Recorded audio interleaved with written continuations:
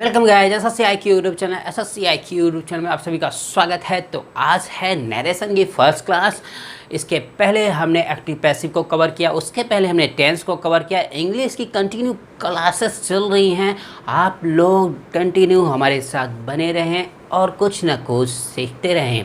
मैं आपको अपने साथ बहा ले जाऊँगा। तो आइए देखते हैं आज की क्लास में क्या न्यू है।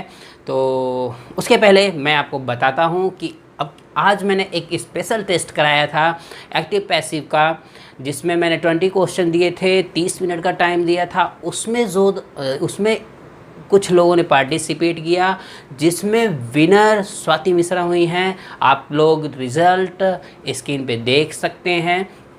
और मैं सबसे रिक्वेस्ट करता हूँ, अच्छे से पढ़ाई कीजिए, अच्छे से नोट्स बनाइए और थोड़ा सीरियस पढ़ाई कीजिए। ये टाइम पास नहीं है बच्चों।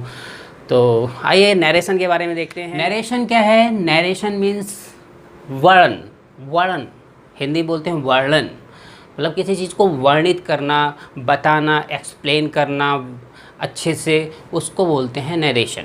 ठीक है, नरेशन के दो पार्ट्स हैं। पहला पार्ट है डायरेक्ट स्पीच, दूसरा पार्ट है इनडायरेक्ट स्पीच। ठीक है, तो डायरेक्ट स्पीच किसे कहेंगे ये मैं आपको समझाता हूँ। डायरेक्ट स्पीच में क्या होता है, जैसे मैं बोल रहा हूँ, हम ऑडियंस हैं, ठीक है, हमें ऑडियंस कहा जाएगा। हम किसी की बात को सुनते हैं तो हम ऑडियंस होते हैं, और हम उसी बात को कैसे बोलते हैं, किस लहजे में बोलते हैं, उसके ऊपर डिपेंड करता है कि डायरेक्ट कौन सा होगा, इनडायरेक्ट कौन सा होगा। डायरेक्ट स्पीच वो होगा जैसे आपने किसी की बात सुनी और ज्यों का त्यों किसी थर्ड को बता दी, तो इसे डायरेक्ट स्पीच कहेंगे। और अगर आपने किसी की बात सुनी और उसे अपनी भाषा में किसी तीसरे को बताया तो उसे इनडायरेक्ट स्पीच कहते हैं। आई होप आपको क्लियर हुआ होगा। चलो देखते हैं एग्जाम्पल से। जैसे एग्जाम्पल क्या है, He said, Vishal is honest। ठीक है, ये है आपका, ये स्टेटमेंट है।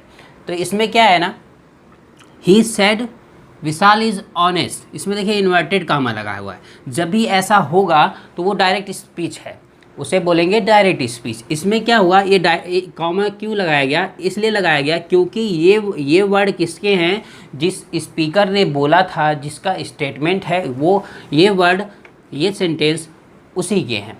और ये कौन है? ये वही है जिसने रिपोर्ट किया, इसको बोल सकते हैं रिपोर्टर। ही कौन है? रिपोर्टर है। सेड क्या है? रिपोर्टिंग वर्ब है। और इस वाले पार्ट को रिपोर्टेड स्पीच कहते हैं। तो यहाँ पे आपको समझना है, ये क्या हो गया? रिपोर्टर हो गया, ये क्या हो गया? रिपोर्टिंग वर्ब हो गया। और इस पूरे पार्ट को रिपोर्टेड स्पीच कहते हैं। ठीक है, और इस पूरे पार्ट को क्या बोलेंगे? Reporting verb, reporting speech.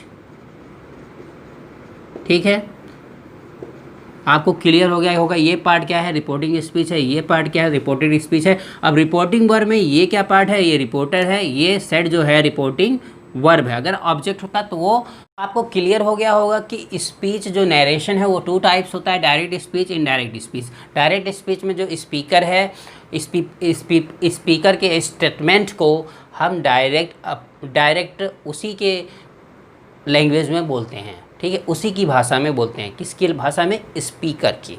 ठीक है, जिसके स्टेटमेंट को आप बोल रहे हो, उसके स्टेटमेंट को एज इट, जैसे स्पीकर ने बोला है वैसे ही आप बोल देते हो, तो उसको बोलते हैं डायरेक्ट स्पीच। और अगर उसे आप अपनी भाषा में बना के बोलते हो तो उसको बोलते हैं इनडायरेक्ट स्पीच। यहाँ मैं कुछ एग्जाम्पल दूंगा आपको। जैसे डायरेक्ट स्पीच में लिखता हूँ कोई, थोड़ा सा समझाने के लिए अच्छे से मैं यहाँ पे स्पेशली कुछ एग्जांपल बता रहा हूँ आपको। जैसे he said Ramesh is watching you. ठीक है, ये हो गया। उसने कहा रमेश तुम्हें देख रहा है। तो ठीक है, ये हो गया डायरेक्ट स्पीच। अब इसको इनडायरेक्ट बनाने के लिए हम क्या करते हैं वो देखो आप। इनडायरेक्ट स्पीच में हम कैसे बोलते हैं, तो यहाँ पे बोलेगा he said that Ramesh was watching you. ठीक है, ये कौन है? ये मैं हूँ जो मैं बोल रहा हूँ। ठीक है, ये किसका स्टेटमेंट है? ये इन्वर्टेड कॉमा वाला, ये स्पीकर का है, सेकंड पर्सन का है जो बात कर रहा था। और उसी की बात को मैंने खुद उसे उठाया और इस तरह से एक बार बोला, तो इसको डायरेक्ट स्पीच बोले। और जब मैं उसे अपनी भाषा में, अपनी ही लैंग्वेज में बोलने लगा, तो इसे इनडायरेक्ट स्पीच बोलेंगे। तो सिंपल है कि जब भी हम डायरेक्ट स्पीच से इनडायरेक्ट स्पीच में चेंज करते हैं, तो आपने देखा ये इन्वर्टेड कामा हट गया और यहाँ पर क्या आ गया? डैट आ गया। मतलब इन्वर्टेड कामा जो है हट जाएगा और रिप्लेस करेगा किस, और आएगा क्या? डैट। ठीक है,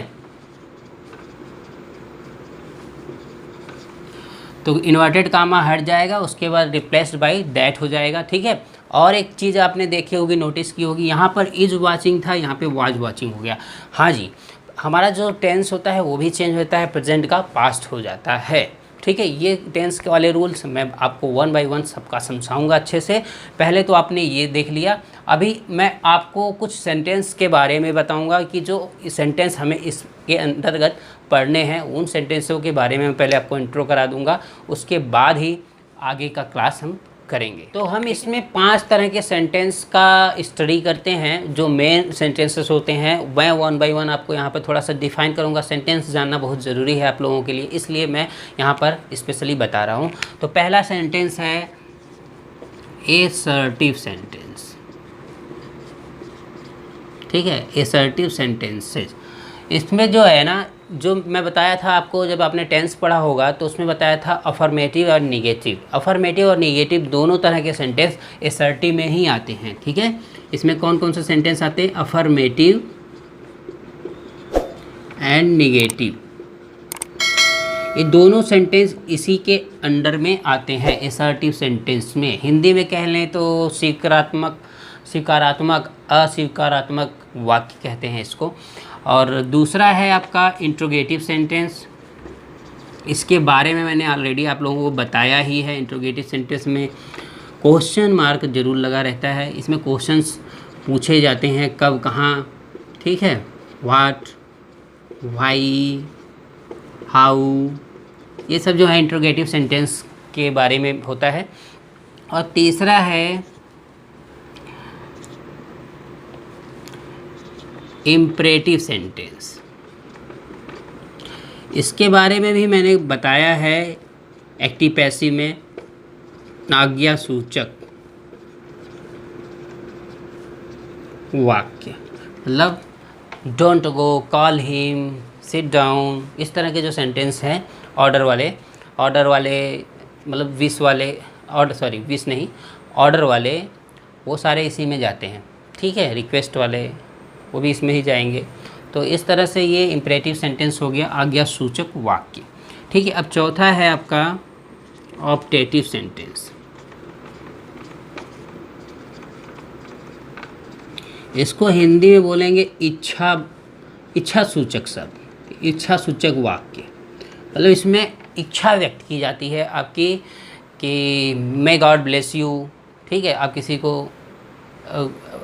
किसी को आशीर्वाद देते हैं, may God bless you, may he will be fine, इस टाइप के जो भी, मतलब मे जहाँ पे भी लगा होता है, जनरली मे से स्टार्ट होते हैं सेंटेंस, वो ये इच्छा सूचक वाक्य होते हैं, विश वाले। ठीक है, अब पांचवा जो है exclamatory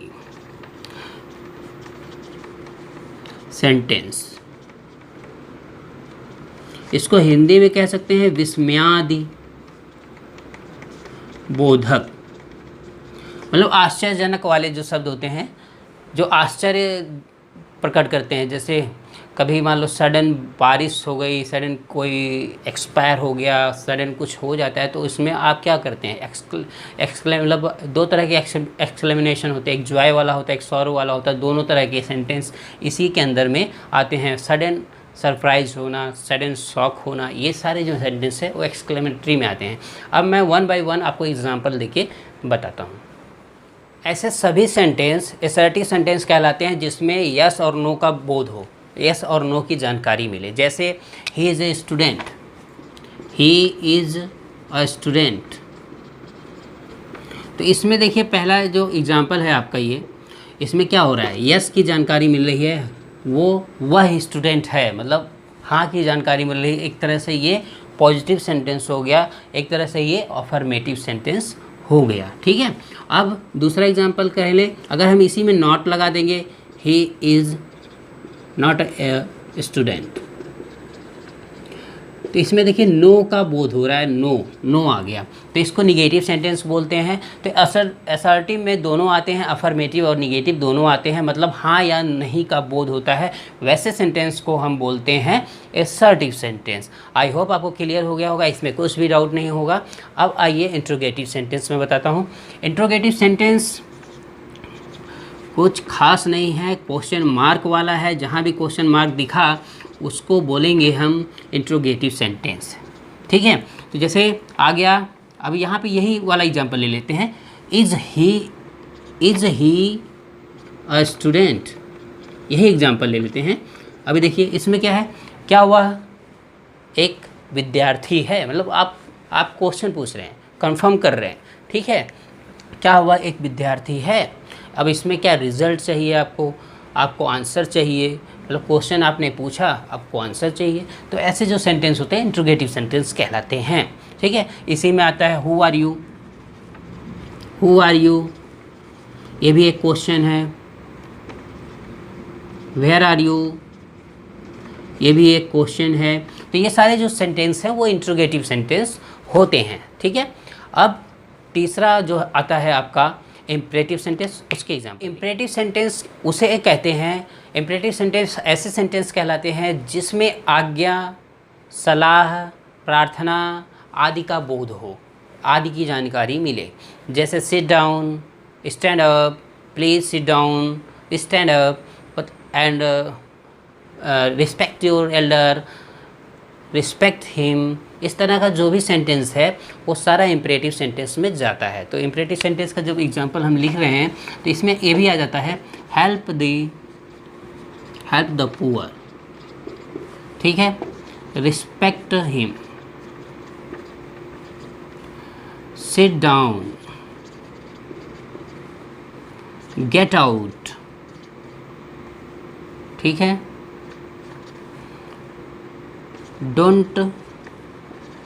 don't bring the glass of water. ऐसे जो भी सेंटेंस है ना, ये सारे जो हैं इम्परेटिव सेंटेंस हैं, इम्परेटिव के अंडर में आ जाते हैं। इसके बाद आपका एक्सक्लेमेटरी सेंटेंस बचा। आपको तो बिल्कुल क्लियर हो जा रहा होगा एग्जाम्पल से कि कौन से सेंटेंस किस में आते हैं। तो अब एक्सक्लेमेटरी सेंटेंस बताता हूँ मैं आपको। तो एक्सक्लेमेटरी सेंटेंस के बारे में बताता हूँ, ऑब्जेक्टिव इसके बाद बताऊँगा आपको। तो एक्सक्लेमेटरी सेंटेंस ऐसे सेंटेंस होते हैं जिसमें मानसिक भावनाओं का बोध होता है। मानसिक भावनाएं जैसे सुख, दुख, आश्चर्य, घृणा, प्रशंसा एंड मतलब sorrow, happiness, surprise, suspicion, hate, इस टाइप की जो भी बहुत सारे सेंटेंस हैं जो इसके अंतर्गत में आते हैं। और ऐसे सेंटेंस में क्या होता है, हम सरप्राइज फील करते हैं, सडन बातें बोली जाती हैं। जैसे लिख के बताता हूँ कुछ एग्जांपल स्पेशल किस तरह के होते हैं। देखिए यहाँ पर, he said alas I am ruined. ठीक है, पहला एग्जांपल है, he said alas I am ruined, मतलब उसने बोला कि मैं बर्बाद हो गया, हाय मैं बर्बाद हो गया। इसको बोलते हैं ना, हाय मैं बर्बाद हो गया। ठीक है, वो एक्सक्लेमेटरी सेंटेंस के अंतर्गत में आता है। अब द प्लेयर सेड हुर्रा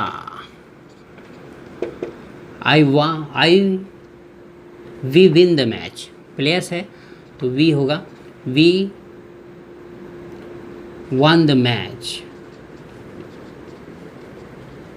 इस तरह से ये जो एग्जाम्पल होते हैं ये सारे एक्सक्लेमेटरी सेंटेंस के हैं।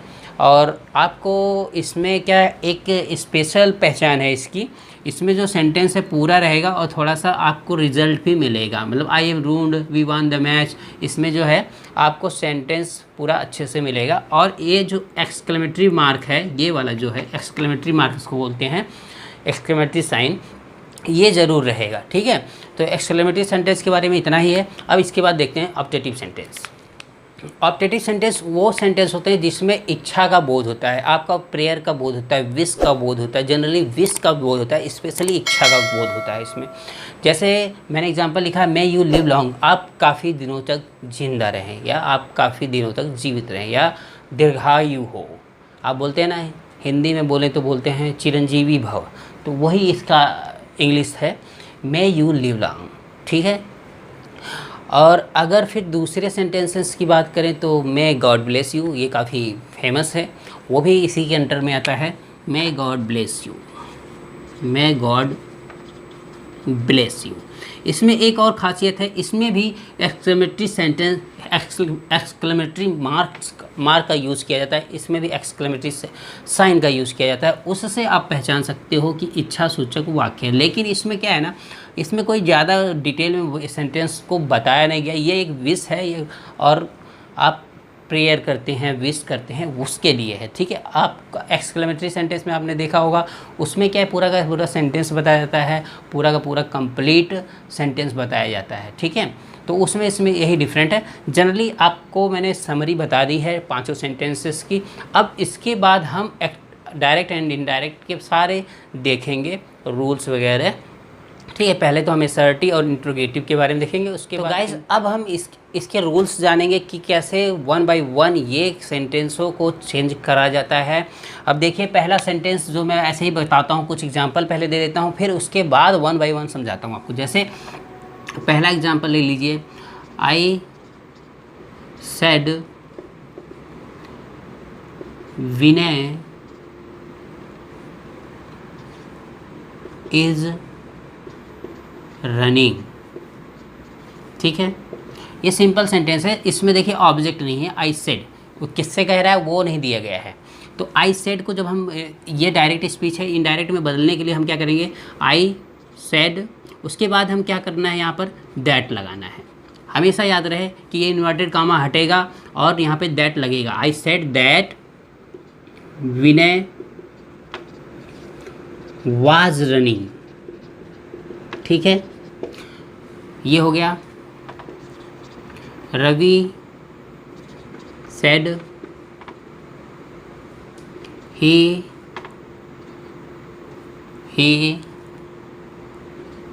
ही राइट्स अ लेटर। ठीक है, अब इसको जब हम चेंज करेंगे, ठीक है, ये डायरेक्ट हो गया, अच्छे से लिख देता हूँ मैं, ये डायरेक्ट हो गया, ये इनडायरेक्ट हो गया। अब इसको इनडायरेक्ट बनाने के लिए क्या करेंगे आप, यहाँ पे लिखेंगे रवि सेड दैट ही।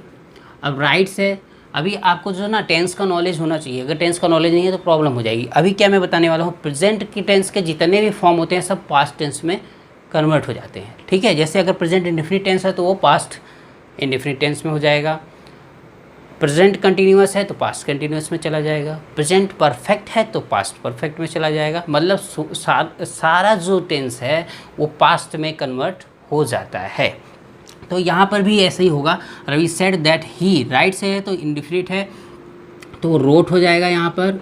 ठीक है, Ravi said that he wrote a letter. ठीक है, ये 2 एग्जाम्पल से आपको क्लियर हो गया होगा। पहले तो मैंने जो सिखाया है वो यही है इसमें कि भाई इन्वर्टेड कामा हटाना है और दैट को लगाना है, तो ये आप तो सीख गए होंगे। और आपको एक चीज़ और मैंने बताई कि जितने भी प्रेजेंट टेंस के सेंटेंस हैं वो सभी पास्ट टेंस में कन्वर्ट हो जाते हैं, यही मेन मुद्दा था सिखाना। ठीक है, अब आइए नेक्स्ट एग्जांपल दिखाता हूँ। पहले मैं आपको ये बताता हूँ कि देखिए change all sentence of present tense in past tense. तो मैं एग्जांपल अब बताता हूँ आपको। देखिए, तो ये हो गया, जैसे रवि सेड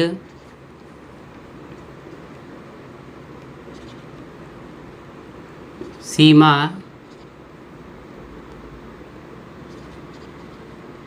डांस, ठीक है।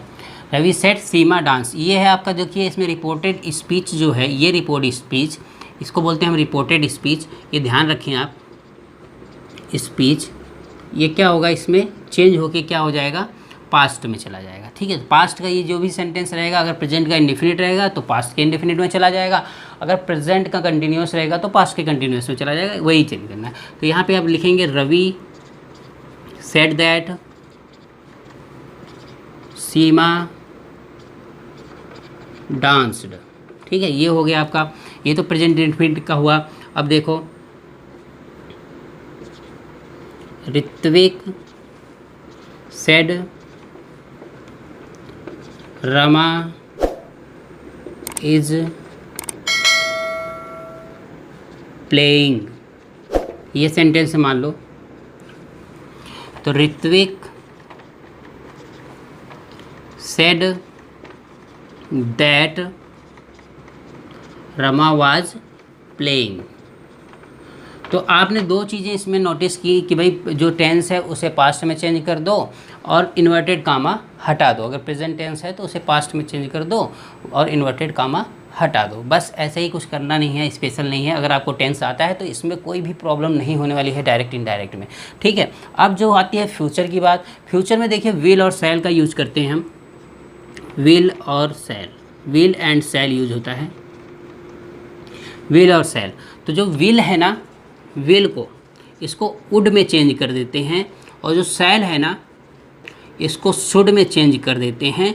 बाकी सारा रूल वैसे ही होता है, ठीक है, सारा रूल ऐसे ही होता है। कैन को कुड में कर सकते हैं, कैन को कुड कर सकते हैं, ये हो गया।